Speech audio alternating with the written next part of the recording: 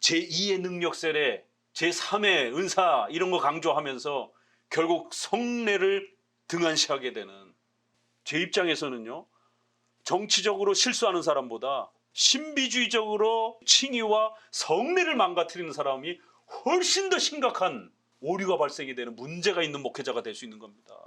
방언을 행하게 되면 반드시 예언으로 넘어갑니다. 그렇게 방언 좋아하세요? 그럼 어디 대답해 보세요라고 제가 두 문장을 집어넣은 겁니다. 고린도전서 14장에 방언을 패하지 말고 예언을 소멸하지 말라, 그 말씀. 그러면 오늘날 예언도 있겠네요. 그러면 그 문자 그대로 주장하면서 방언을 소멸치 말고 그러면서 방언해야 된다라고 우기니까, 그럼 거기에 뒷문장에 예언도 패하지 말고 방언도 소멸하지 말고 이렇게 둘로 돼 있단 말이에요. 그래요? 그러면 예언도 있겠네. 그러면 심각해지는 겁니다. 그래서 목사님이 너희들 뭔 짓 하는지 내가 다 알아, 내가 성령의 기름 부음 받았더니만 하나님이 다 가르쳐 주셨어, 이런 말 함부로 하면 안 되는 겁니다. 그럼 목사가 신격화됩니다. 성도들이 목사님 무서워합니다. 과거에 오순절주의가 다 했던 그런 행동들이란 말이에요. 27항부터 성례가 본격적으로 28, 29까지 웨스트민스터 교회론 중에서도 또 이렇게 상당히 비중 있게 소개가 되는 것을 보게 됩니다. 지난 앞부분에서는 서론으로서 우리 장로교회에서 왜 성례를 이토록 소중하게 취급하는지, 또 이 성례를 교회의 외적 표시로서 아주 중요한 은혜의 수단으로서 이렇게 성도들이 신앙이 성장해 가도록 돕는 아주 필수적이고 핵심적인 그러한 교회의 예식으로서 이렇게 지켜내고 또 사용하려고 애쓰는지, 그래서 성례를 자주 행하는 세례를 소중하게 교육시켜주고 또 성찬을 자주 이렇게 행함으로 인해서 이 성례가 아주 존중되어지도록 하는 것이 장로교의 특징입니다. 개혁교회, 장로교회 하면서 성찬을 등한시한다? 이러면 이건 장로교회가 아닐 수도 있는 것이에요. 무늬만 장로교회일 수 있는 것입니다. 그래서 우리가 시편 찬송이라든가 이런 부분들도 이미 언더우드 시대에 장로교 목사님들이 들어왔을 때 1900 초만 해도 장로교 찬송이 따로 이렇게 존재했습니다. 장로교 찬송은 아주 교리적 찬송의 특징이 있습니다. 우리 지금 찬송가 앞부분에도 보게 되면 삼위일체와 관련해서 거룩 이런 만복의 근원 이런 부분들이 다 굉장히 엄숙한 찬송들이에요. 100장 아래쪽들은. 근데 100장으로 넘어가기 시작하게 되면 템포가 굉장히 빨라지게 되고 감리교식 찬송이 들어와서 그래요. 그래서 감리교 장로교 연합 찬송가가 만들어지면서 결국 장로교 찬송이 사라졌습니다. 그러다 보니까 시편 찬송이 번역돼서 들어올 그런 어떤 정치적인 이러한 틈박 여유가 없었던 것이. 그래서 연합 찬송가가 한국에는 그냥 구축돼 버리는.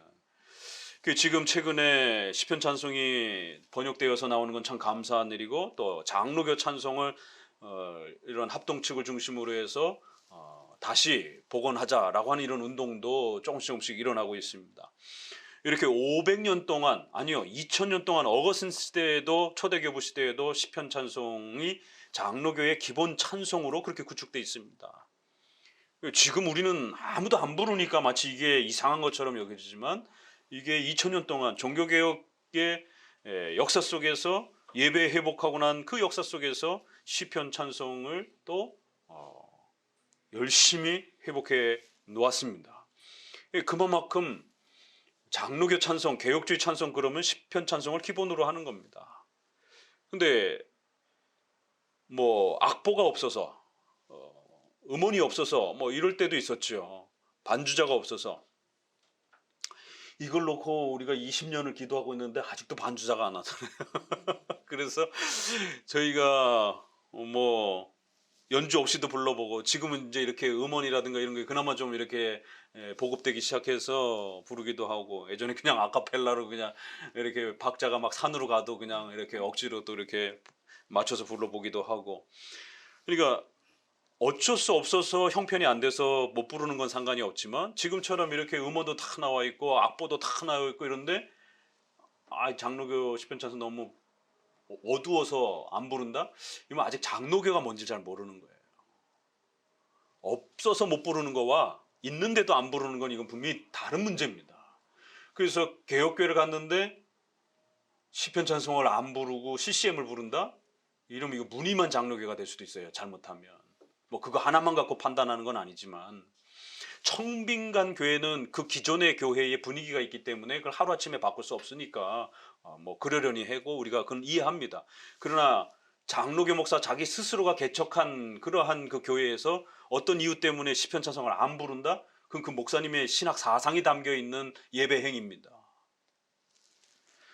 성찬을 이렇게 소중하게 여기는데 그 목사님이 어떤 이유 때문에 성찬을 안 집행한다? 이게 아주 드문드문 집행한다? 그 목사님의 신학이 반영된 예배가 아니에요. 교회관이 반영이 되는 겁니다. 장로교는 그럴 수가 없습니다. 성찬을 빼고 장로교를 말할 수가 없어요. 성찬을 빼고 개혁주의를 말할 수가 없습니다. 그만큼 성찬은 우리 성도들의 신앙을 자라가게 하는, 하이델베르크가 얼마나 멋있게 표현했습니까? 말씀을 통해서 우리에게 신앙을 만들어주고 성례를 통해서 신앙을 강화시켜간다. 성례를 안 하면 성도들의 신앙이 안 자라간다라는 거예요. 그럼 뭘 갖고 신앙을 자라가게 만들 거냔 말이에요. 공적인 은혜 수단을 걷어차고, 하나님이 주신 건 걷어차고 하나님 다른 걸로 할게요, 이런 꼴이 되는 겁니다. 그래서 칠성례, 카톨릭의 칠성례가 성례는 세례와 성찬 2개밖에 없는데 5개를 보강하면서 성례가 망가져 버렸어요. 세례와 성찬이 등한시되어지기 시작했어요. 세례보다 견진례라고 하는 그런 또 제2의 능력을 받는 걸 견진례라고 그래요. 이거 카톨릭에서 나온 겁니다. 이게 제2의 능력 세례, 제2의 은사주의, 이런 제2의 축복, 세컨드 블레싱이라고 하는 이러한 세례 외에 2번째, 3번째 이렇게 말하는 게 다 이미 로마 카톨릭에서 사용했던 방식이에요. 그래서 7가지로 성례를 확대를 하면서 세례가 망가졌고 그 다음에 성찬은 미사로 바뀌어버리면서 성찬이 완전히 망가져버린 거예요.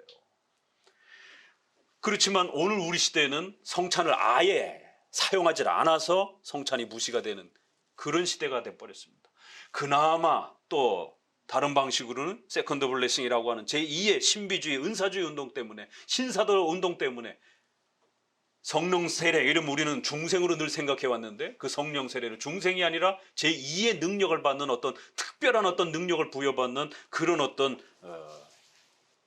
행위인 것처럼, 그래서 세례와 성찬은 자연적으로 등한시되어지고 방언하는 게 중요한 거고 어떤 신비 체험을 하는 게 훨씬 더 중요한 것처럼, 이렇게 되면 세례와 성찬은 당연히 등한시됩니다. 비중을 어느 쪽에다가 강조하느냐에 따라 결국에는 이쪽은 등한시되어지는 것이에요. 그래서 결국 장로교 목사, 개혁주의 목사라고 하면서 웨스민스터가 이렇게 3파트나 성례를 강조하고 있는데 교회론 10장 중에서 30% 이상을 성례에다가 비중을 두고 설명하는데 성도들에게 성례 교육을 안 시킨다, 성찬식을 자주 안 행한다, 성도들에게 어떤 죄의 어떤 거룩한 문제로 성도들을 너무 엄격하게 기준을 높여서 성찬에 대부분 다 못 참석하게 한다. 이건 개혁주의의 심각한 정체성의 문제의 위협을 받습니다. 성도들을 도와주라라고 연약한 성도들을 성찬에 초대를 해서 계속 신앙을 성장시키라고 준 거를 갖다가 결국 엘리트 신자만 참여하는 것처럼 결국 로마 카톨릭의 사제들만 독점하는 것처럼, 그래서 나중에는 잔도 독점을 해버리잖아요. 잔도 안 주고. 이렇게 결국 로마 카톨릭이 했던 게 그대로 반복이 되는 겁니다. 엘리트주의. 그래서 사제들끼리만 성찬을 하고 나머지 성도들은 성찬에 다 배제시켜버리고 나중엔 잔도 안 주고 자기네들끼리만 먹고. 왜? 자기네들끼리만 1등 신자니까. 이런 식의 결국 형태들이 오늘날 개혁주의 이름으로 또 청교도라고 하는 이름으로 그렇게 또 이 성례를 등한시하고 무시하고 또 성례 엘리트주의의 이러한 형태로 기승전 결국 성도들은 성례로부터 멀어져 가게 되는 굉장히 심각한 일이죠. 그래서 기독교 강요는 이건 아주 마귀 짓이고 사탄의 짓이고 그리스도를 모독하고 조롱하는 것이다라고 오늘 이 성례와 연결해서 반드시 기독교 강요의 그 부분은 칠성례 비판하는 부분은 꼭 오늘 기독교 강요 부분은 청취를 연결해서 꼭 들어보시기 바랍니다. 성례를 빼앗는 게 예수 그리스도를 조롱하고 짓밟고 모욕하는 것이다라고 하는 아주 이 무시무시한 경고가 기독교 강요의 이제 성례 등한시주의자들에게 성례를 성도들에게서 빼앗는 자들에게 있어서 하나님 앞에 벌받을 각오하라라라고 이렇게 아주 엄중하게 책망하는 장면들을 쏟아붓는 것을 보게 됩니다.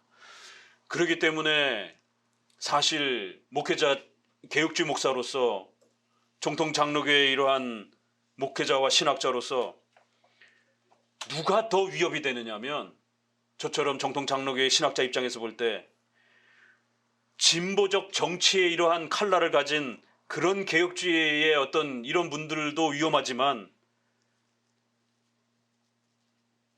제2의 능력 세례, 제3의 은사 이런 거 강조하면서 결국 성례를 등한시하게 되는 이러한 은사주의 칼빈주의, 오순절파 칼빈주의, 신비주의적 칼빈주의자들도 그에 못지않게 위험합니다.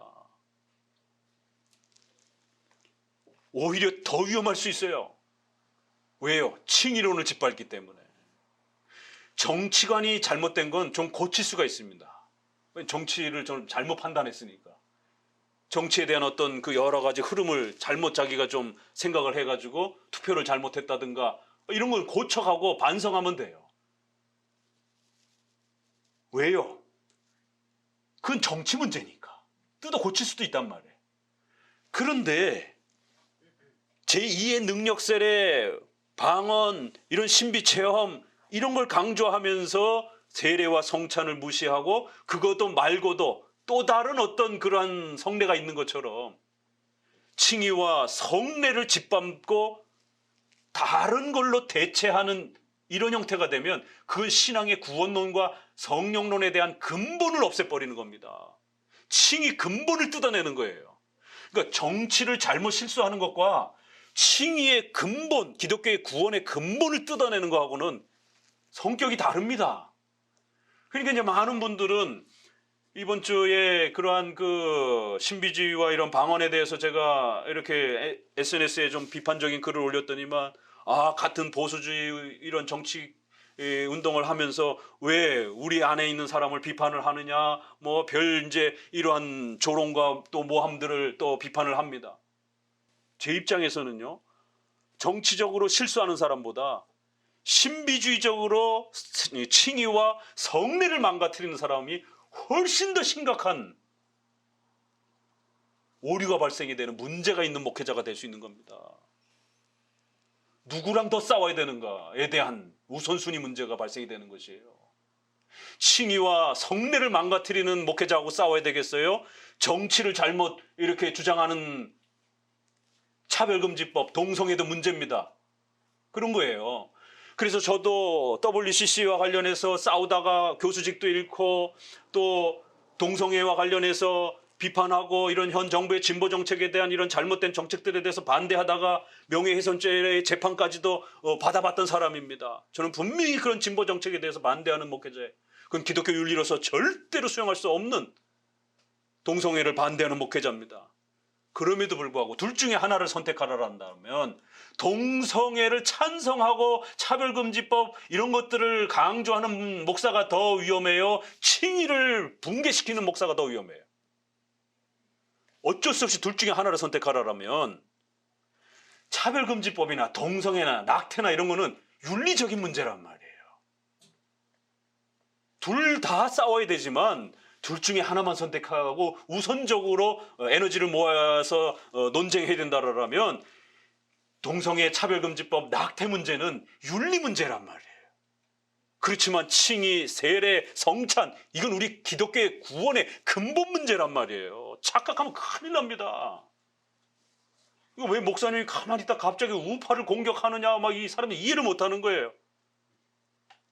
지금 전염병이 3단계를 앞두고 있는데 성도들을 그 전염병의 위험 앞으로 현장만 성경적 예배다라고 하면서 성도들을 목숨을 빼앗는 이런 행위가 얼마나 위험한 것입니까? 그래서 두고 보다가 3단계를 앞두고서는 신학자가 외쳐야 되겠다라고 결단을 한 겁니다. 성도들의 목숨이 달려있기 때문에 그 정치 선동하고 정치에 너무 함몰되어 있는 목회자들이 특별히 진보도 그렇지만 우파 목사들도 마치 현장 예배만 성경적인 것처럼 이렇게 주장하면서 현장에 무조건 다 나와야 된다라고 이렇게 강요하면서 전염병이 창궐해가는 이 시점에도 그런 무리한 요구를 해서 성도들을 위험에 빠뜨린다라면 신학자는 나서서 비판해야 되는 겁니다. 왜 성도들 목숨 갖고 장난치느냐고. 성도들 목숨을 파리 목숨보다도 가볍게 여기는 이런 목회자의 이런 설교와 이런 신학적 판단은 이건 아주 악한 것이다라고. 어디 성경에 온라인 예배가 비성경적이라고 하는 걸 해석 내놔보라고 그러면 어디 누가 옳게 해석했는지 그럼 다퉈봅시다. 온라인 예배는 비성경적이고 우상숭배고 이러한 과격한 발언들은 굉장히 위험한 겁니다. 그래서 성도들 하여금 절대적으로 현장에만 오도록 전염병 3단계를 앞두고 그럼 성도들 죽으라는 얘기입니다.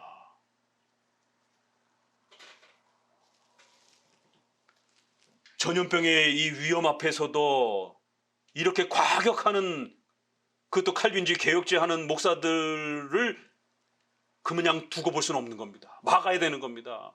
그들의 설교가 잘못됐다라는 것에 대해서 존 맥아더를 끌어다가 자꾸만 그렇게 정부에 이렇게 저항하고 벌금 받고 마치 그런 걸 대단한 영웅처럼 된 것처럼 그걸 그대로 앵무새처럼 따라하면서 음모론이다, 바이러스 가짜다, 코로나 가짜다, 백신 가짜다. 목회자가 이런 설교를 하면 어떡합니까? 의사들도 그러고 있어요. 다 바보가 됐어요. 상식이 안 통하는 그런 보수 우파적인 그런 목사와 성도들의 이 모습을 세상 사람들이 보고 어떻게 판단할 거냔 말이에요. 저 사람들 미친 거 아니야?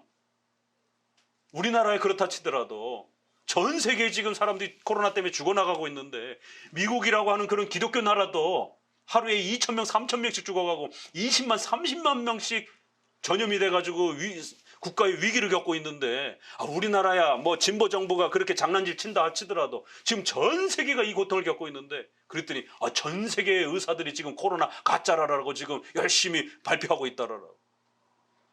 야, 사람들이 바보가 돼가고 있어요. 잘못된 정치 신념에 휘말리니까 정치도요 종교성이 있습니다. 히틀러 때문에 얼마나 세계 인류가 고통받았습니까? 그것 상식적인 사람이라면 판단이 될 텐데도 히틀러의 말에 막 감동이 돼가지고 젊은 청년들이 죽기 살기로 전쟁에 나가는 거예요. 사람들이 다 바보가 되는 겁니다. 의사들이 다 바보가 됐어요. 코로나 음모 가짜, 백신도 가짜, 백신 맞으면 죽습니다. 야, 어떻게 이렇게 허무맹랑한 비상식적인 발언들을 의사가, 그 교회 의사가, 그 보수적 그쪽 세계에 있는 의사들이. 존 맥아더는 세대주의자입니다. 아무리 강의 설교를 잘한다 할지라도 본인 스스로가 온건한 세대주의자라고 말합니다. 어떻게 세대주의자의 국가관을 갖다가 개혁주의자들이 그 국가관을 따라갈 수 있느냐 말이에요. 개혁주의는 정교 분리의 원칙이라고 하는 상호협조의 원칙이라고 하는 명백한 웨스트민스터의 국가관이 있는데 어떻게 세대주의를 표방하는 존 맥아더의 국가관을 갖다가 장로교의 국가관이라고 표방을 하고 그거를 갖다가 인용을 하면서 거기에 맞춰서 코로나 정책을 펼칠 수가 있냔 말이에요. 이건 상식에 어긋나는 겁니다. 남의 조상을 데려다가 왜 장로교적 해석을 하냔 말이에요. 우리가 세대주의자입니까? 지금 한국의 신학이 난장판이 돼버렸어요 지금. 다른 때는 괜찮아요. 지금 코로나라고 하는 이 절체절명의 위기 앞에 성도들의 목숨이 왔다 갔다 하고 성도들이 직업의 이러한 자영업의 문을 닫고 지금 막 생존이 위협을 받는 이런 그 시국 앞에 죽어도 좋으니까 현장에 있으라라고. 이 추위에 주차장에서 라도 예배 드려야 된다라고. 안에서 못 드리게 하면. 그래서 못 오는 성도들 또 연세가 많으신 분들 또 아이들 임신한 분들 이런 여러 가지 건강이 열악한 분들 올 수가 없잖아요. 그런데 그 추위에 현장에 못 온다고 다 배신자처럼 그렇게 신앙이 없는 자처럼 바리새인 취급하면서 그렇게 참된 설교와 폭력적 설교는 이런 위험 앞에 다 드러나는 거예요. 절대로 함부로 이러한 잘못된 설교에 성도들이 마음을 빼앗기게 되면 그 인생 전체가 붕괴가 됩니다. 목숨이 위태로워집니다. 노약자라든가 어린아이라든가 평상시에 질병이 있는 사람들이라든가 연약한 여성들이라든가 이런 분들은 사회 상식적으로도 더 먼저 배려해 주는 거예요. 배에 불이 나고 배가 침몰한다라면 먼저 배려를 해주는 것이 그게 사회의 상식인 겁니다. 그러면 현대 문명 아래에서 우리가 현대 문명을 전부 다 죄악된다라고 하지 않기 때문에 얼마든지 잘 사용할 수 있는 그런 범위 내에서 그렇게 사용해 주면 되는 것이요. 그래 놓고는 이렇게 성례를 무시하고 또 다른 마치 칭의의 외적 표시인 세례와 성찬 외에 마치 대단한 뭐가 있는 것처럼 이렇게 자꾸 은사주의 운동하고 방언하고 또 이러한 성령 세례 운동하면서 결국 세례와 성찬이 등한시되어지게 한다라면 결국 오전 설교처럼 성도들은 칭의와 이 소중한 구원에 대한 이 가치들을 다 잃어버리게 되는 겁니다. 중세 시대가 칠성례 때문에 교회가 타락했다라면 오늘날은 성령 세례 운동, 은사주의 운동 이런 것 때문에 기독교의 성례가 다 무시되어지고 파괴가 되죠. 우리가 잃어버린 게 무엇인지 정신 똑바로 차리셔야 됩니다. 자, 27장 성례 서론 그 설명에 261페이지 보게 되면 이처럼 말씀 예배, 성례 예배는 우리 장로교의 핵심입니다. 특별히 외적인 보조 수단으로서 성례 예배를 그렇게 주신 것입니다. 그런데 두 가지 위협이 역사 속에 있었는데 하나는 로마 카톨릭의 칠성례. 그래서 성례를 신성화하면서 결국 세례와 성찬을 망가뜨리는 또 다른 하나는 신비주의자들에 의한 성령 세례 운동입니다. 이들은 성례를 2단계로 나눠서 1단계의 성례는 형식적인 거고 2단계의 성령 세례, 은사 및 종교 체험이 더 중요하다라고 하면서 방언, 기적, 치유, 환상을 강조하며 결국 세례와 성찬을 소홀히 취급하는 이런 일들이 벌어집니다. 그래서 대요리문답 167문에 오늘날 필요하면서 아주 대단히 등한시되어지는 이런 일들이 벌어지더라는 거예요. 성례를 등한시 여기지는. 자, 그래서 1항으로 돌아와 보게 되면 성례의 정의는 뭐라고요? 우리의 칭의와 하나님의 자녀가 되었다라고 하는 이 영광스러움을, 이 복음의 핵심을 외적으로 드러내는 표시이자 보증이라는 겁니다. 그래서 외적으로도 겉으로 보여지는 표시이기도 하고 또 여러분의 마음속, 여러분의 심령 속에 성령 하나님께서 여러분이 하나님의 자녀라는 것을 확증하신다, 이런 표현들.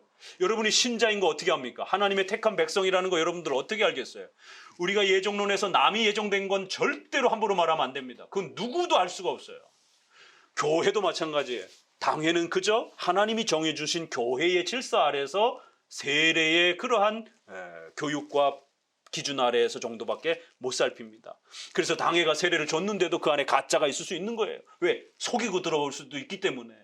당회도 완벽하게 걸러내지 못하는 겁니다. 다만 하나님이 교회 질서를 세워주셨기 때문에 그 안에서 우리는 최선을 다해서 신자로서의 교육을 요구하고 그리고 그 신자로서의 교육에서 죄를 고백하고 예수님을 믿겠다라고 하면서 주일 성수 잘하면 교회는 세례를 줘야 되는 겁니다. 그렇기 때문에 누가 신자인지는 몰라도 자기가 신자인 거는 자기 스스로 아는 거예요. 어떻게 해요? 성령의 조명과 내적인 인도하심을 통해서, 외적인 세례와 성찬을 통해서. 그래서 성령 하나님께서 우리가 하나님의 자녀임을 확증한다, 보증한다, 인친다, 이런 말들이 있지 않습니까? 자기 마음의 믿음으로 그런 마음의 확신이 드는 것이에요. 그리고 외적으로는 세례와 성찬을 통해서 보증해 주는 거예요. 그 보증을 갖고 있으면 여러분 스스로 하나님의 자녀라는 사실을 절대로 의심하지 말라라는 거예요. 결국 이 의심에서부터 모든 신앙이 무너집니다. 내가 구원 받았나? 내가 하나님 앞에 하나님의 택한 백성인가? 아닌가? 이게 갸우뚱하는 순간 급격히 여러분의 모든 신앙과 신앙이 무너집니다. 그렇다고 해서 신앙을 고백하지도 않은 자들을 갖다가 막 세례를 안 바래도 문제가 되는 거죠. 그래서 엄격하게 세례 교육을 시키고 자신이 죄인인지를 확인시켜주고 그리고 난 다음에 신앙 고백을 받고 세례로 초대하는 거예요. 그래서 세례를 받았다라면 보증을 갖는 겁니다. 인침을 갖는 거예요.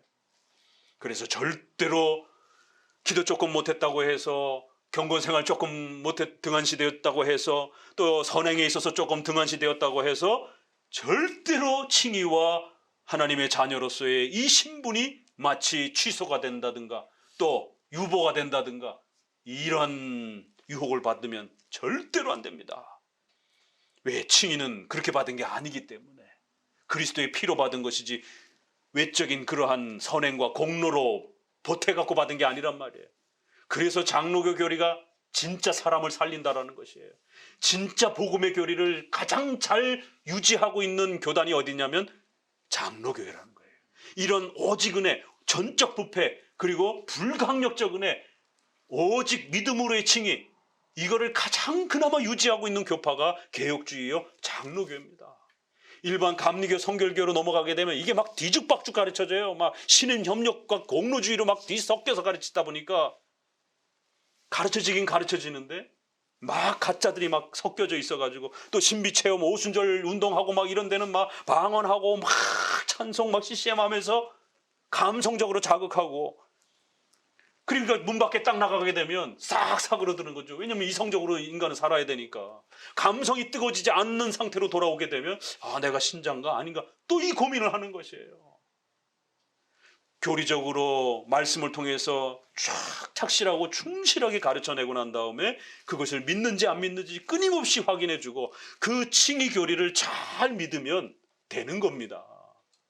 칭의를 아무리 안다 할지라도 선행과 뭘 통해 이러면 안 되는 겁니다. 그래서 우리 웨스민스터는 칭의와 성화를 구별해서 가르쳐준 거예요. 왜? 로마 카톨릭이 자꾸 이 두 개를 연결을 시켜가지고 섞어가지고 가르쳤기 때문에. 오직 싸움이라 그랬잖아요. 오직 칭의냐 이 싸움이에요. 카톨릭도 칭의를 얘기해요. 의롭게 된다라고. 그러나 그 의롭게 되는 건 반드시 선행을 통해서 확인되어져야 되고, 선행과 순종을 통해서 드러나야 되고 검증돼야 되고. 그럼 얼마큼 드러내야 됩니까? 그건 사제가 판단하는 거예요. 그렇게 말하면 안 된다라는 거예요. 그렇게 말을 하면 칭의를 아무리 골백 번 얘기를 해도 결론이 어디로 갑니까? 성화의 열매와 증거가 칭의의 기준이 돼버린단 말이에요.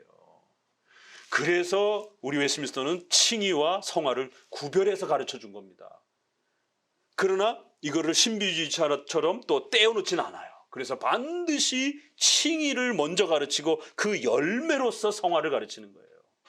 성화가 칭의의 조건인 것처럼, 원인인 것처럼 이렇게 가르치면 큰일 납니다. 목회자가 신학훈련이 안 되니까 이 말이 막 뒤섞여서 나오는 거예요. 그러니까 성도들은 뒤섞인 상태에서 칭의와 성화를 받다 보니까 자기의 성화를 통해서 칭의를 자꾸만 증명해 가려고 하는, 칭의는 신분 변화이지 체험, 삶의 변화가 아닙니다. 삶의 변화는 죽을 때까지 하는 거예요. 그건 완벽한 사람 없습니다. 목회자도 부족하고 여러분도 부족하고 사도들도 다 부족해요. 칭의는 법적으로 선언이 되는 거예요. 신분을 바꿔주는 겁니다. 그래서 여전히 부패하고 더러움이 남겨져 있는 우리들인데 예수 그리스도의 피로 주님만 믿기만 한다라면 더 이상 하나님의 앞에 죄인이 아니라 하나님이 의로운 자로 여겨주고 인정해주겠다라는 거예요. 그렇기 때문에 두려워하거나 걱정하거나 낙심하지 말라라는 겁니다. 그래도 낙심할까봐 또 세례와 성찬을 통해서 외적인 보증을 강력하게 그렇게 만들어준 겁니다. 이 칭의와 하나님의 자녀라고 하는 이 은혜 언약의 이 구원의 복음 핵심을 구축시켜주기 위해서 하나님께서 이렇게 놀라운 은혜의 배려를 한 거예요. 마가복음에도 그래서 그 위대한 칭의의 이러한 대속적 죽음을 전후로 해서 성찬, 그 다음에 그리스도의 기도, 그리고 말씀, 절묘하잖아요. 은혜의 수단에 대한 세 가지가 말씀으로 계속 가르쳐 왔던 거고, 그리고는 성찬을 만들어 주시고, 그리고는 중보기도의 그 그리스도의 대속적 기도가 마지막으로 잡혀가기 전 기도의 모습. 그래서 다음 주 설교할 너희도 깨어 기도하라. 은혜의 수단으로서. 세 가지가 그렇게 소개가 되는 거, 그거를 우리 선조들은 정확하게 읽어낸 거고, 그래서 은혜의 수단 세 가지로 그렇게 구축해 준 겁니다. 거기에 성례가 이렇게 표시이자 인침이고, 그리스도도 나타내고 그리스도의 열매와 은총도 나타내고, 우리가 받는 그 유익을 확신하게도 만들어주고, 이 얼마나 좋은 단어들이에요. 그리스도를 나타내준다라는 거예요. 예수님을 나타내준다라는 거예요. 예수님의 은혜의 열매들을 나타내준다라는 거예요. 그의 유익들을 우리에게 확신시켜준다라는 거예요. 그리고 세상 사람들과 우리가 구별되어 있음을, 내가 하나님의 자녀라고 하는 구별된 사실을 우리에게 또 그렇게 표시해준다라는 거예요. 말씀을 따라 그리스도 안에서 하나님을 섬기는 일에 엄숙하게 참여할 수 있도록 도와준다라는 거예요. 이건 목회자들한테 제가 후학들에게 책망해야 되는 말이에요. CCM, 방언, 성령 세례, 은사 체험 이런 거 갖고 자꾸 성도들 혼란케 만들지 말고 성례나 똑바로 행하라라고. 왜? 성도들에게 헌신과 성도들이 교회 열심히 섬기고 성도들이 더 열심히 신앙 봉사하도록 그렇게 업그레이드 시키고 싶으십니까? 그러면 협박하고 이상한 샤머니즘 자꾸 제시해가지고 성도들 몽롱하게 만들고 협박해가지고 막 이렇게 등 떠밀지 말고 성례를 잘 집행해 주게 되면 하나님을 섬기는 일에 엄숙하게 그들의 가슴이 뜨거워져서 하나님의 이 귀한 교회를 섬기기 위해서 온 삶을 바쳐서 하나님의 교회를 섬기려고 애쓰게 된다는 거예요. 아니, 웨스민스터 이렇게 명백하게 문장으로 구성을 해줬는데 왜 자꾸 딴짓하냔 말이에요. 왜 자꾸 성도들 협박하냔 말이에요. 성도들 돈 안 낸다고 왜 자꾸 협박하냔 말이에요. 예수 그리스도의 은혜와 이 위대한 성례의 이런 부분들을 잘 가르쳐주면 그 은혜 받은 성도들이 감사해서 가만히 있지 않는단 말이에요. 자신이 사랑하는 교회가 어려움에 처했는데, 자신이 사랑하는 목회자가 생활이 어려운데 그 성도들이 가만히 있겠냔 말이에요. 본질을 갖고 승부를 걸어야지 왜 자꾸 돈 내라라고 협박하냔 말이에요. 그리고 왜 자꾸 샤머니즘 비슷한 걸 가지고 자꾸 성도들을 몽롱한 상태로 자꾸 이상한 데로 끌고 가냔 말이에요. 얼마나 멋있는 문장이에요. 그리스도 안에서 하나님을 섬기는 일에 험숙히 아주 거룩히 참여하도록 성례가 도와준다는 거예요. 목사가 자기 할 일은 안 하고 성도들 보고 맨날 교회 봉사 안 한다라고 다그치기나 하고 앉았고, 성례를 정말 성경적으로 제대로 집례해줘 보세요. 그러면 성도들이 가만히 있겠는가? 성도들은 영적 양식을 먹지를 못해서 빈약해가지고 완전히 말라 비틀어져서 다리 하나 못 움직이는데, 그런 영적으로 메마르게 한 목사 자신의 책임은 안 돌아보고 성도들 보고 자꾸만 헌신 안 한다라고 이러면 되겠느냐 말이에요. 이미 하나님이 어떻게 해야 우리가 건강하게 자라가는지에 대한 그 비결을 다 가르쳐 주셨는데, 이런 문장 하나하나를 부지런히 반복해서 읽으셔야 돼요. 그래서 어느 날은 읽다 보면 막 눈물이 막 흐르는 겁니다. 처음 배우고 막 이럴 땐 좀 딱딱하고 이게 무슨 말이지 잘 이해도 안 가고, 표시라는 말, 뭐 인침이라는 말, 뭐 이런 것도 잘 이해가 안 되고 그러는데, 보증은 내 거라는 거예요. 요한복음 17장의 그 기도, 저들은 아버지의 것이었는데 이제 저에게도 주셨습니다. 그래서 그들을 위해서 저는 목숨을 바칠 겁니다. 이런 어마어마한 말들을 들으면서 어떻게 성도들의 마음이 안 뜨거워지겠냔 말이에요. 랄랄랄랄라 해갖고 뜨거워지는 게 아니에요. 저도 많이 랄랄랄라 해봤어요. 근데 그 뜨거우면 그냥 교회 문 바깥으로 나가면 금방 식어버려요.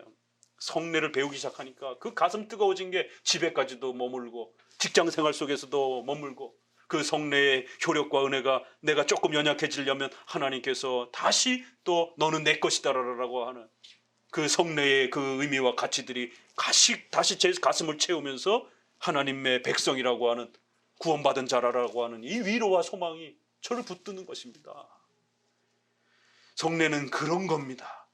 자, 2항 모든 성례는 그래서 그 표시와 표시하는 실제 내용, 떡과 포도주는 표시예요. 그게 신성화된 건 아닙니다. 그렇지만 그 떡과 포도주를 비록 상징적 요소지만 그걸 잘 성경적으로 사용하게 되면 그 표시가 가리키는 예수님, 그 예수님과의 영적 관계가 있다는 거예요. 이게 아주 묘한 표현이죠. 가톨릭은 그걸 물질적 관계로 해석을 한 겁니다. 화채설. 그 물질이 진짜 예수님의 살이라는 거예요. 피라는 거예요. 물질적 관계로 이해를 해버린 거예요.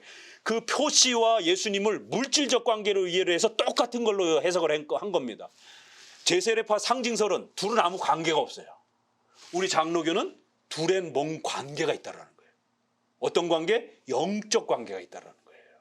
그래서 표시는 분명히 상징적인 것이지만 바르게만 사용하게 되면 그 표시를 도구로 삼아서 반드시 예수 그리스도와 만나고 예수 그리스도와 교제하는 영적 관계가 형성이 된다는 거예요. 그걸 성례전적 연합이다 이렇게 표현을 해요. 성경이 우리에게, 하나님이 우리에게 약속하셨다라면 이 돌들을 가지고도 하나님의 자녀를 만드실 수 있는 그런 전능하신 하나님이기 때문에 일상적인 떡이었지만, 포도주였지만 교회의 예식으로서 성경의 약속을 따라 실행을 하게 되면 전능하신 하나님이 그 보잘것없는 도구를 가지고도 얼마든지 하나님과 교제할 수 있도록 그렇게 약속한 만큼은 은혜의 효력이 주어진다라는 거예요. 이거를 성례전적 연합이라 이렇게 말하는 거예요. 성경이 약속한 교회의 예식만큼 효력이 발생한다는 거예요. 성례. 교회의 예식으로 주어졌으면 그것을 성경적으로 바르게만 집례를 하게 되면 거기에 하나님의 은혜가 임한다라는 거예요. 약속한 것만. 그러나 로마 가톨릭은 약속하지 않은 다른 성례를 갖다 집어넣고 은혜 달라고 하니까 문제가 되는 거예요. 약속한 거 빼놓고 오늘날 성령 세례 방언하면서 은혜 달라고 하니까 문제가 되는 거예요. 세례와 성찬을 가지고, 왜? 그건 약속된 거니까. 그걸 바르게만 성경적으로 여러분들이 활용하게 되면 하나님이 약속한 만큼 거기에 참여하게 되면 성령 하나님의, 또 성부 하나님의, 성자 예수님의, 삼일체 하나님의 함께 하시는 은혜의 효력이 나타난다는 거예요. 그래서 그걸 성례전적 연합. 좀 어려운 표현이지만 가톨릭과 이 제세례파와의 다르다라고 하는 것을 신학 용어로 이렇게 정리를 해준 겁니다. 그래서 영적 관계, 성례전적 연합 이렇게 표현을 한다라는 거예요. 그래서 성경에서는 다양하게 마치 그 떡과 포도주를 이렇게 소개하면서 이거는 내 몸이다, 이건 내 피다, 이렇게 마치 그 떡과 포도주가 예수님 자신인 것처럼 이렇게 표현하기도 하고 또 거꾸로 표현하기도 하고, 이러한 그 상호 교차적인 표현들이 성경에 아주 자연스럽게 나온다라는 거예요. 그러니까 로마 가톨릭이 자꾸 헷갈리는 거예요. 이건 내 몸, 이건 내 몸이다 이러니까 진짜 예수님 몸이야? 이제 이런 식의. 이건 피다 그러니까 그럼 이거 진짜 예수님 피네? 진짜 물질적인 피네? 이런 식으로 오해한다라는 겁니다.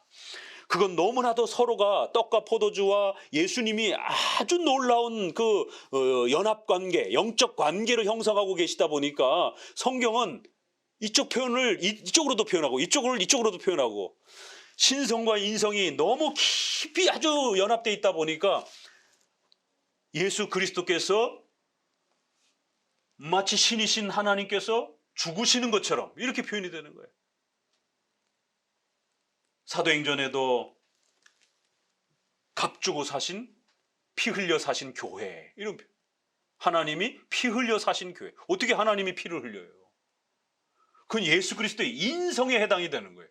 그런데도 하나님이 피 흘리셨다 이런 표현이 이제 나온다면 피 흘려 사신 교회 이렇게 까딱 잘못 읽으면 굉장히 심각해집니다. 그래서 과거의 이단이 신인 동성론자들을, 뭐 이렇게 말이 어려워요.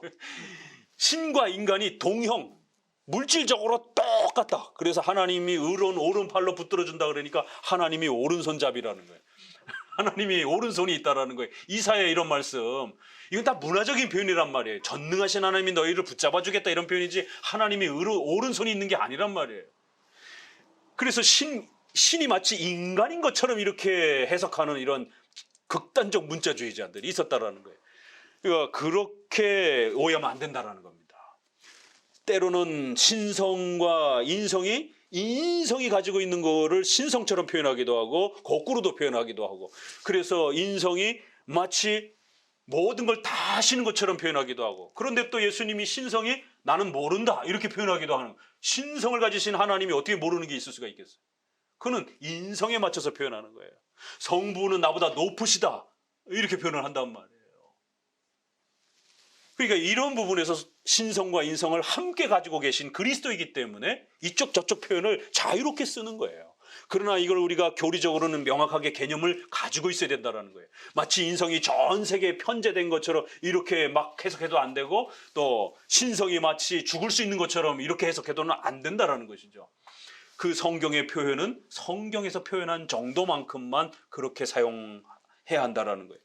자, 그래서 성례전적 연합 이렇게 있고요. 사망을 같이 읽어봅니다. 올바르게 시행된 성례 안에서 혹은 그 성례로 인하여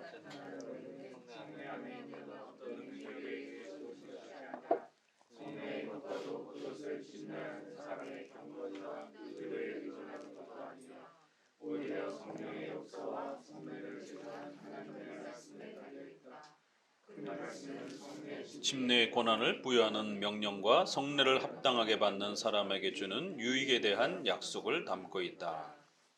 자, 그럼 어떻게 성례를 이제 그러면은 우리가 이 어마어마한 성례전적 연합의 효력이 어마어마하게 나타난다라는 거예요. 그러니까 사망에서는 그 효력, 능력이 누구에 의해서 어떤 방식으로 일어나는지를 잘 알아야 된다는 거예요.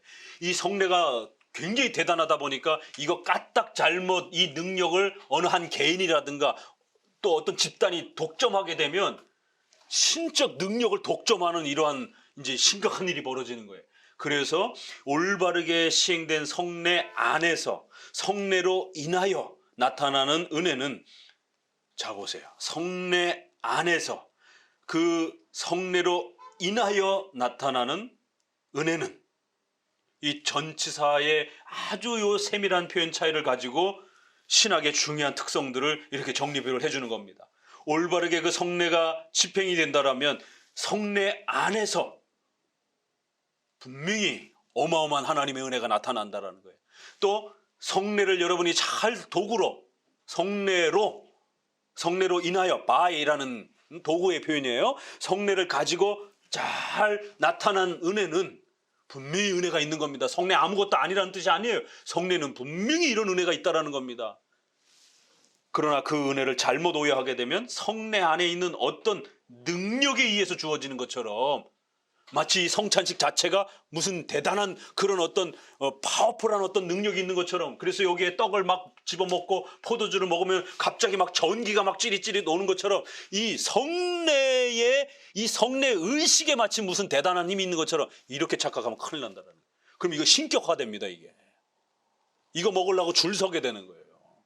이거 돈 살라고 수십억씩 싸들고 오게 됩니다. 왜요? 이거 먹으면 신적인 능력이 막 초인적인 막 힘이 발휘되는 이런 식으로 이 성례 자체가 마치 힘이 있는 것처럼 이렇게 오해하면 큰일 난다는 거예요. 가톨릭이 이런 식으로 사용했잖아요. 그래서 성수 들고 다니면서 귀신 내쫓고 마늘 들고 다니고, 그 마늘은 왜 등장했거든.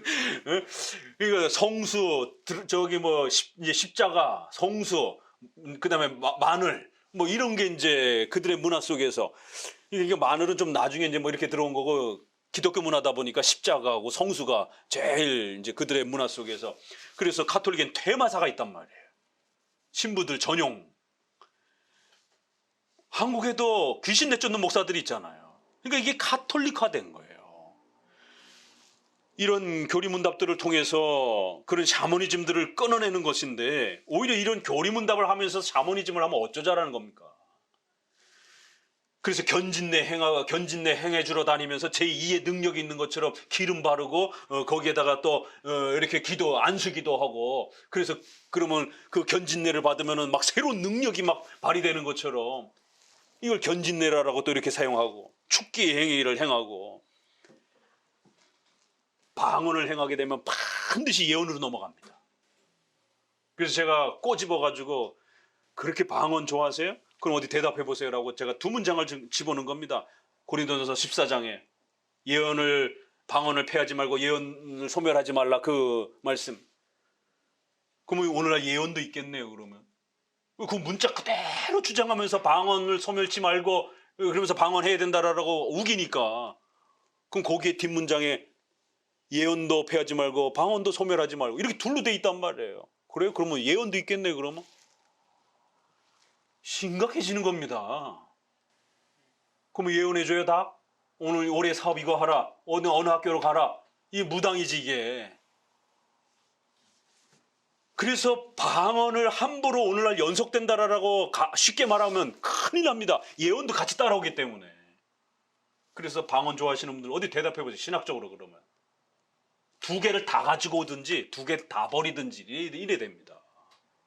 사도적 은사로서 방언이 중지됐다라고 하고 그러니까 예언도 중지됐다라고 말을 하든지 예언이 성도에게 방언이 성도에게 지속적 은사로 주셨으니까 오늘날 예언도 그러면 지속적 은사로 줬다 이렇게 해야 된단 말이에요. 큰일 나는 거예요. 예언 열리면 신사도 운동 열리는 겁니다. 설교 필요 없어요. 성경 공부 필요 없어요. 다 예언해 주면 되는 것이지. 그래서 중세 신부들이 그렇게 퇴마하고 귀신 내쫓고 병 고쳐주고 예언해주고 제가 월요일날이나 화요일날 칼빈의 은사주의에 대한 비판론, 성령 칼빈의 기독교 강요에 나타난 성령론에 대한 부분들을 예전에 쓴 논문이 있어요. 바로 이러한 그 논쟁 때문에 예전에 상당히 오래된 썼던 한 10년 전에 썼던 논문인데 그거 한번 최근에 논쟁이 됐으니까 다시 한번 올려드릴 거예요. 기독교 강요 서문에 카톨릭이 뭐라고 종교개혁자들을 비난하고 조롱하냐면 우리는 축기도 있고 귀신도 내쫓을 수 있는 능력도 있고 우리는 병도 고칠 수 있는 능력도 있고 우리는 예언하는 그러한 신부들도 있고 우리는 이렇게 어마어마한 능력과 은사를 가진 신부들이 우리는 이렇게 많은데 우리 이렇게 능력을 많이 발휘하는데 저 종교개혁자들은 종이 우상숭배주자들이라고 맨날 성경이나 배우고 병치료, 은사체험 아무것도 없고 맨날 말씀만 배운다라라. 이게 기독교 강요의 서문에 나오는 이야기입니다. 그래서 칼빈이 서문에 우린 그딴 거 다 필요 없습니다. 우리는 오직 말씀만 배우고 말씀을 깨닫고 은혜 받으면 되는 겁니다. 우리는 그런 은혜 필요 없습니다. 그래서 말씀을 바르게 이해하기 위해서 이제 이 기독교 강요를 성경을 어떻게 읽어야 될지를 정리해 놓은 겁니다. 아예 서문에서부터 그렇게 시작합니다. 그런 은사 체험이라든가 이런 거에 매달리지 말라라고. 그런 거 바로 로마 카톨릭이 했던 행위고 제세례파의 열광주의자들이 그렇게 직통계시 받고 환상 보고 이런 자들이 했던 거라고. 우린 그런 자들하고 다릅니다. 우리는 오로지 하나님의 말씀을 사랑하고 깨닫고 그 말씀만 우리에게 들어오면 됩니다. 우린 그런 은사 체험하고 능력 체험이 필요한 그런 거를 쫓는 자들이 아닙니다. 우리는 병이 들거나 또 어려움에 처하거나 또 국가적인 어떤 위기에 처한다 할지라도 물론 우리가 그런 부분에서도 일상생활적인 부분에서는 우리가 열심히 노력해야 되지만 우리 기독교의 근본은 칭의를 깨닫는 데 있습니다. 죄로부터 죄사함 받는 데 깨닫는 본질이 있습니다. 하나님의 자녀가 어떻게 하면 될 수 있는지를 가르치는 것에 우리 기독교는 모든 것이 거기에 달려 있습니다. 그거를 가르칠 수만 있다라면 그거를 배울 수만 있다라면 우린 그런 능력 체험 이런 거 필요 없습니다. 왜요? 신자가 되고 난 이후에도 여전히 아플 수 있고 신자가 된 이후에도 여전히 가난해질 수도 있고 신자가 된 이후에도 여전히 정치적으로 그런 로마 시대의 그 고통 속에서 카타콤 속에서 숨어 다니면서 예배 드려야 되는 그런 어려움을 국가적 어려움을 견뎌야 될 때도 있는 것이고 보수 정치 만든다고 해가지고 이 땅이 파라다이스가 되는 것도 아니고 물론 우리가 최소한의 책임은 다해야 되지만 그렇다고 해서 그게 우리의 본질이 아니라는 것이에요. 예수님 믿고 났는데 여전히 중환자실에 이런 신세를 져야 된다 할지라도 괜찮다라는 거예요. 왜요? 내가 죄사함 받고 칭의 받고 하나님의 자녀가 된 이 엄청난 사실만 내가 누릴 수 있다라면 어차피 이 육신 이제 곧 썩어져서 이제 곧 무덤에 묻힐 텐데 그게 뭐 그렇게 대수입니까? 잠깐 건강하게 사는 것과 좀 더 병들어 사는 게 뭐 그렇게 대수겠습니까? 남겨진 생애 동안에 그 칭의와 양자와 성화의 이 위대한 하나님의 구원의 은총을 더 많이 깨달을 수 있다면 차라리 내 육신을 쳐서라도 다리 몽둥이가 부러지고 내 온몸이 깨어져서 박살이 난다 할지라도 이 칭의의 위대함을 내가 한 자리도 더 깨닫는다라면 차라리 그걸 선택하겠습니다. 이게 초대 교부들의 그냥 설교들입니다. 그리스도쯤의 설교도 그렇고 어거스틴의 설교도 그렇고 이게 기복주의로 바뀌고 나서는 은사체험, 돈, 병치료, 축기 이런 쪽으로 가는 거예요. 그러니까 성례가 다 망가지고 마치 성례를 그런 거 주는 거로 사용하는 겁니다. 떡 받아 먹고 그렇게 성수 뿌려가면서 절대로 그런 것이 마치 성례 자체의 능력이 있는 것처럼 그렇게 착각하거나 오해케 만들면 안 된다는 거예요. 성례의 효과가 그것을 집례하는 한 개인 사람의 경건이나 의도에 의존하는 것이 아닙니다. 그래서 사제들이 그 짓 하는 거에 돌아다니면서 떡과 성수, 포도주 가지고 그렇게 하면서 마치 그게 사제가 마치 능력이 있는 것처럼. 그래서 은사주의 운동하면 반드시 누가 주인공 됩니까? 안수기도 하는 목사님이 신적 권능처럼 보인단 말이에요. 그래서 그 목사님한테 한번 안수 받으려고 생 난리를 치고, 교황 우리나라에 왔을 때 보세요. 그 교황에게 쓰다듬 한번 받으려고 그러면 천국 가는 것처럼 어마어마한 사람들이 몰려들어갖고 막 제발 손 한번 만져달라고. 이게 샤머니즘이 무슨 예수님이 재림한 줄 알겠어요. 세상에 겉으로 보게 되면 비바파파 비바파파 교황 만세 교황 만세. 아니 예수님 만세라고 외쳤으면은 이해나 하겠어요. 교황 만세 교황 만세.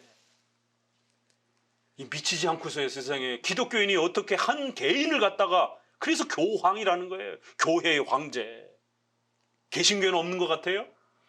그래서 목사님이 너희들 뭔 짓 하는지 내가 다 알아. 내가 성령의 기름 부음 받았더니만 하나님이 다 가르쳐 주셨어. 이런 말 함부로 하면 안 되는 겁니다. 그럼 목사가 신격화됩니다. 성도들이 목사님 무서워합니다. 과거에 오순절주의가 다 했던 그런 행동들이란 말이에요.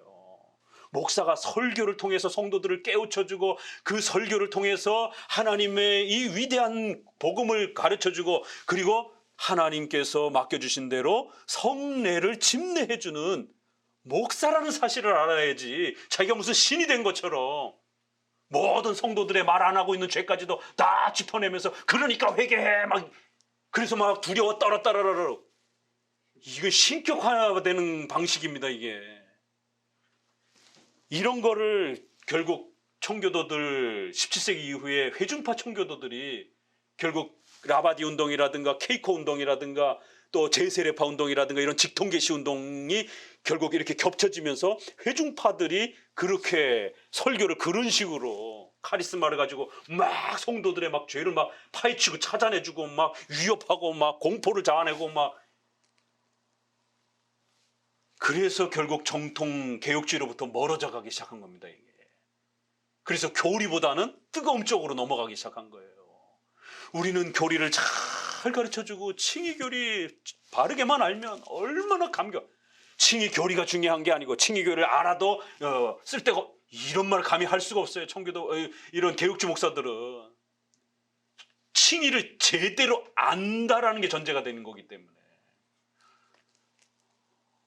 그러면 망가져 있으면 그건 아직 칭의를 아예 모르는 거예요. 그래서 성례를 함부로 샤머니즘적으로 그렇게 사용하면 큰일 납니다. 목사가 신격화됩니다. 그러면 아무도 그 목사를 책망할 수 없는. 그래서 우리 장로교는 어떤 목사라도 절대로 다른 동료 목사들을 지배할 수 없고, 어떤 교회라도 다른 교회를 지배할 수 없고, 이런 문장들이 아주 강력하게 구축되는 거예요. 그래서 목사들은 목사들끼리 서로 아주 철두철미하게 비판하고 논쟁하고 서로 잘못된 것이 있으면 혹독하게 바로잡고. 왜요? 신이 아니니까. 잘못 해석할 수 있으니까. 하나님은 그 어느 한 개인에게 모든 하나님의 진리의 복음을 다 주시지 않는다라는 거예요. 12사도에게 골고루 나눠준 겁니다. 그래서 베드로 수익권을 주장하면서 베드로에게만 줬다 그러면서 자기네들이 베드로의 그 권세를 물려받았다라고 교황이 그렇게 어거지를 부리는 거예요. 예수님이 12제자에게 똑같이 나눠준 겁니다. 베드로가 제일 먼저 배신을 한 이런 연약함도 있는 거고, 베드로가 제일 대단한 게 아니에요. 똑같은 겁니다. 그래서 한 개인에게 집중하도록 이렇게 만드는 모든 행위들은 샤머니즘입니다. 성례를 제정한 하나님의 말씀에 달려있는 거예요. 성령의 도우심과 그 말씀에 달려있는 거예요.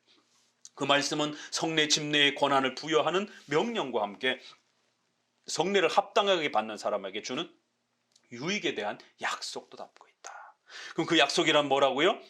목사님도 연약하지만 적어도 예식을 성경에 맞춰서 목회자가 떡과 포도주를 떼어주라라고 하나님은 그렇게 약속해 주셨다라는 거예요. 그 권한을 성도가 함부로 이렇게 하면 안 되고 반드시 교회에 구별된 말씀을 전하는 목사가 행하도록 그렇게 부여하는 권한도 성경이 주신 것이에요. 그러면 목사는 그 약속에 맞춰서 나도 연약한 인간이지만 그 목회자로서 성찬의 떡을 떼어주는 겁니다. 그러면 성도들은 비록 연약한 목사에게 받지만 말씀에 입각한 그 교회의 예식 아래에서 참여하는 거기 때문에 여러분이 바르게 참여하게 되면 거기에는 유익에 대한, 비록 연약한 목사에게서 받는 것이지만 엄청난 하나님의 은혜가 주어질 것이다라고 하는 확실한 약속도 함께 주어져 있다라는 거예요. 그러니까 목사님이 뭐 부족해서 나는 성찬에 못 참여하겠다 이러면 안 된다라는 겁니다. 그래서 한 개인에게 너무 강력하게 권한을 이렇게 샤머니즘처럼도 문제가 되지만 또 그렇다고 해서 연약한 목사가 성찬에 집례하는 건 나 저 목사님 신뢰할 수가 없어 이래도 안 된다라는 것이, 이 둘 다 조심해야 된다라는 거예요. 그래서 성경적인 원칙에 따라서 바르게 목회자가 성례를 집례하게 되면 성도들도 거기에 잘 바르게 성찬에 참여하면 엄청난 은혜와 약속이 주어진다라고 이렇게 말하는 겁니다. 자, 4항 5항까지 맞춰봅시다. 27장은 오늘 한꺼번에 좀 맞춰봅시다. 24항, 우리 주 그리스도께서 복음 안에서 제정하신 성례는 오직 두 가지인데 곧 세례와 주의 성찬이다. 그중 어느 것도 합법적으로 임직받은 말씀의 사역자인 목사 외에 그 누구도 집례할 수 없다. 구약의 성례들도 그것이 상징하고 표현하는 영적인 일들은 본질에 있어서 신약의 성례와 동일하다. 그래서 성례는 반드시 두 가지만 있는 것이고, 그리고 합법적으로 임직받은 남자 목사를 말하는 것이에요. 그래서 여자 목사에게 받는 성례와 세례는 인정하지 않는 겁니다. 우리 장로교는. 지금 장로교 외에 나머지 교단들은 다 여자 목사 인정하고 있잖아요.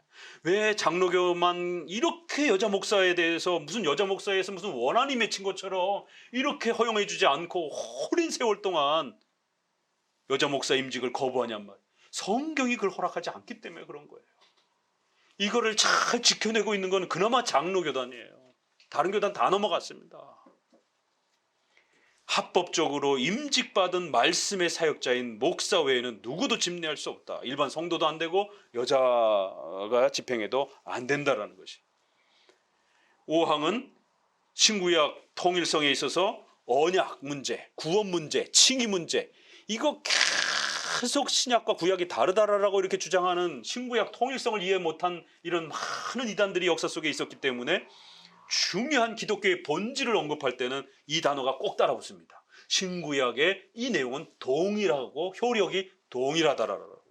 영적인 그 본질에 있어서 구약의 할례와 유월절이 신약의 세례와 성찬으로 형식만 바뀐 것이지 그 주려고 했던 칭의의 이러한 보증으로서 또 하나님의 자녀로서의 보증으로서 주는 그 혜택은 똑같다라는 겁니다.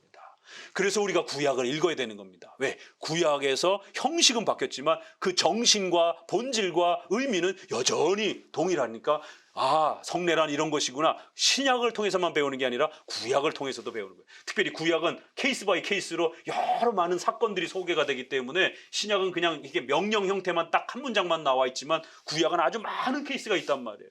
성례를 잘못 행했을 때, 또 성례를 등한시했을 때, 또 이런 여러 가지를 안에서 어떻게 벌을 받는지, 또 어떻게 복을 받는지, 이런 여러 케이스들이 나오는 거예요. 그래서 절대로 구약의 백성들이 마치 성례를 참여를 못한 것처럼, 칭의에 참여 못한 것처럼 이런 어떤 형태로 설교를 하게 되면 큰일 난다라는 것이. 그래서 신구약 전체가 우리에게 그렇게 구원의 은혜를 주는 데 있어서 동일하고, 다만 예수님이 오시기 전이었느냐 후냐의 차이가 있을 뿐이고, 또 구약은 한 민족에게만 제한적이었고 신약은 여러 이방 민족까지 이제 하나님이 구원으로 초대하는 그러한 대상과 형식의 차이가 있을 뿐이지 본질의 구원받는 데 있어서는 동일한 것입니다. 이 신구약의 구원의 본질의 동일성을 확고하게 지켜내지 못하면요, 반드시 신구약의 차이를 지나치게 강조하면서 결국 무율법주의, 구약을 버리는, 구약은 주로 율법적인 그런 표현들이 많다 보니까 구약 폐기주의, 율법 폐기주의, 무율법주의, 뭐 이렇게 다 표현을 다 비슷한 표현들이에요. 구약 폐기주의, 신약 우선주의 쪽으로 신약만 강조하게 되면 거기서 오순절만 강조하는 오순절주의, 신사도운동 이쪽으로 빠지게 돼 있어요. 또 그래서 신약과 구약 모두 중요하게 균형 있게 우리가 신앙생활에 잘 담아내야지, 구약만 강조하게 되면 유대주의에 빠지게 돼 있고 신약만 강조하게 되면, 그래서 그걸 복음주의라고 그러는 거예요. 복음주의라는 말도 참 좋은 말인데 그게 오늘날엔 다른 말로 구약을 무시하는 주의자들이라는 거예요. 무율법주의자들의 율법의 이러한 소중한 가치들을 등한시 여기는 자들이라는 거죠. 그래서 성찬 부분에서도 본질이 동일하다 이 말을 또 하는 겁니다. 신구약의 신앙의 효력과 혜택에 또 외적인 이러한 성례로서의 가치에 이런 부분에서도 신구약이 동일하다 이런 표현을 쓰는 겁니다. 그래서 오늘날 대부분의 이단도 바로 이 부분을 오해하면서 발생이 돼요. 그래서 차이성만 너무 강조하면서 결국 세대주의, 또 이런 여러 가지 근본주의, 또 이런 여러 가지 신사도 운동이나 은사주의, 이게 다 신구약의 차이만 강조하다가 발생이 되는 거예요. 그래서 우리 정통 웨스민스터를 따라서는 신구약의 은혜의 본질은 동일하다라는 걸 원칙론으로 삼습니다. 그리고 형식에서의 차이는 인정을 하는 거예요. 예수님 오시기 전과 후는 분명히 차이가 있고, 구약의 성전 제사로 드리던 것과 오늘날 세례와 성찬으로 행하는 것은 분명히 차이가 있으니까 그 정도 차이는 우리도 인정을 해요. 그러나 본질의 차이가 있는 것처럼 이렇게 성경을 읽거나 접근하게 되면 큰일 납니다. 그래서 이거는 언약론에도 있는 말이고 예수님 8장에도 있는 얘기고 칭의론에도 있는 이야기고 오늘 성례도 또 신구약 동일하다 이 얘기가 또 문장으로 이렇게 확립이 돼 있어요. 그래서 우리 성도들이 신구약 부분을 차이점으로 너무 지나치게 이렇게 한쪽으로 치우치지 않도록 다시 한번 이렇게 가다듬어 주는 것입니다. 자, 그래서 오늘 다시 한번 27장 두 번에 걸쳐서 성례가 왜 그렇게 중요한가가 27장의 포인트예요. 그리고 이제 본격적으로 세례와 성찬을 다뤄가는 겁니다. 다시 한번 이 성례의 소중함들을 간직해가는 우리 성도들 되시기를 주의 말씀으로 권면을 드립니다.